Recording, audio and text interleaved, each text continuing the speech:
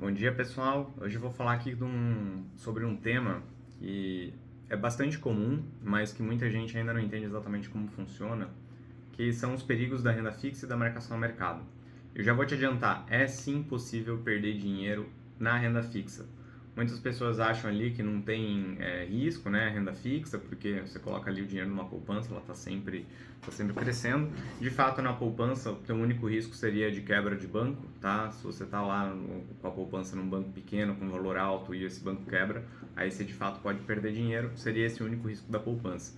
Mas quando a gente entra em outros ativos, né, outros títulos, como CDBs, debêntures, CRIs e CRAs, né, que eu até vou mencionar um pouquinho o que é cada um, a coisa já muda um pouco, tá? Então, só para contextualizar, né, o que é cada tipo de renda fixa, os CDBs são os ativos em que você empresta dinheiro para o banco e o banco te paga esse valor com juros. Então, por exemplo, um CDB do Banco BTG Pactual com prazo de 1 ano e taxa de 12% ao ano, né? Você vai lá aplicar seu dinheiro, digamos R$ 1.000, esses R$ 1.000 vão render 1% ao mês, né? Esses 12% ao ano.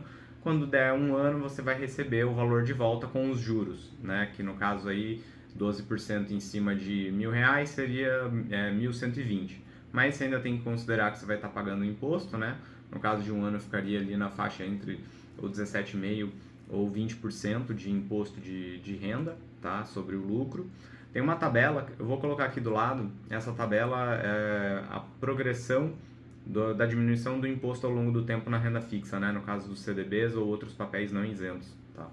Aí nós temos a LCI e a LCA, são os títulos isentos de imposto de renda. Normalmente eles já têm uma taxa um pouco mais baixa em termos de remuneração total ali. Então, ao invés de 12% ao ano, uma LCI e LCA seria 9%, mas no caso ela é isenta de IR. Você faz uma conta de padeiro ali, com um considerando IR e o outro sem isenção de IR. O valor final do quanto você vai ganhar fica muito próximo ali da LCI e do LCA e dos CDBs. Então, assim, não tem muita diferença. LCI e LCA também são papéis emitidos ali por bancos, né? Só que um com garantia imobiliária, no caso da LCI, e outro com garantia do agronegócio, no caso da LCA, tá?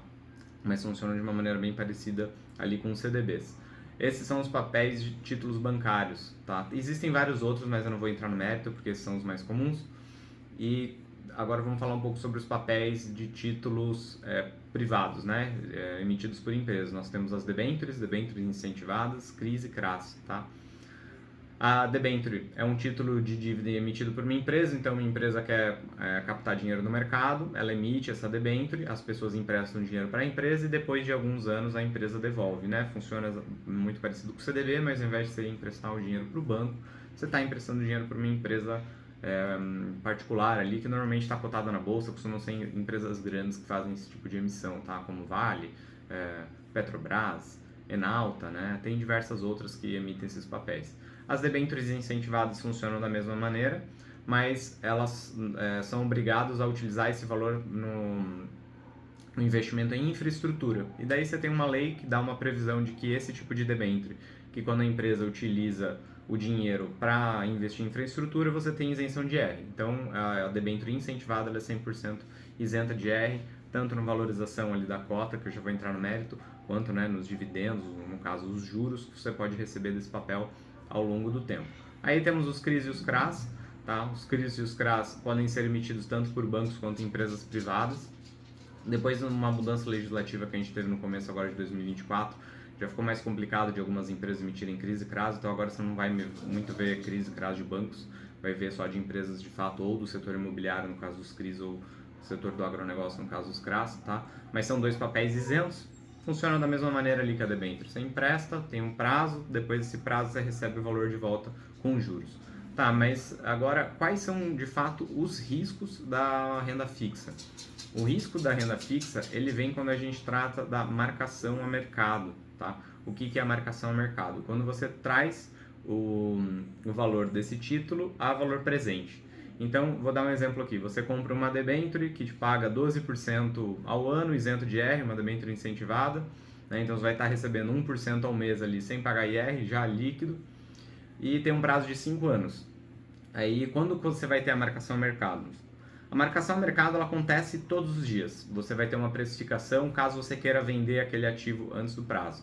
Então, digamos que passaram lá 3 anos, você precisa do dinheiro, não pode ficar com a debênture até o prazo final dos 5 anos, e você quer vender ali depois de 3 anos. A empresa não vai comprar de você, isso é problema seu, você vai ter que vender para outra pessoa. Mas o que acontece? Se esse título ele não está com um valor interessante no mercado primário, secundário ali, você acaba tendo um prejuízo. Então vou dar o exemplo, você comprou essa debênture que paga 12% ao ano e você quer vender ela. Beleza, ela tem essa taxa, 12% ao ano isenta de IR. Só que você tem que olhar quais são as opções de mercado de empresas com mais ou menos o mesmo nível de risco, com o mesmo prazo, tá? Então você pega lá uma empresa que é competidora dessa que você comprou, é do mesmo mercado, tem o mesmo rating, né? Ou seja, o mesmo risco de papel, e ela está emitindo uma debênture que paga 14% ao ano. Você concorda comigo que se tem uma opção de uma empresa com o mesmo risco, do mesmo setor, que está lá oferecendo um papel, uma debênture incentivada que paga 14% ao ano, ninguém vai querer a sua de 12%, né? Porque qual que vai ser a vantagem? Não vai ter, melhor você receber 14 do que você receber 12.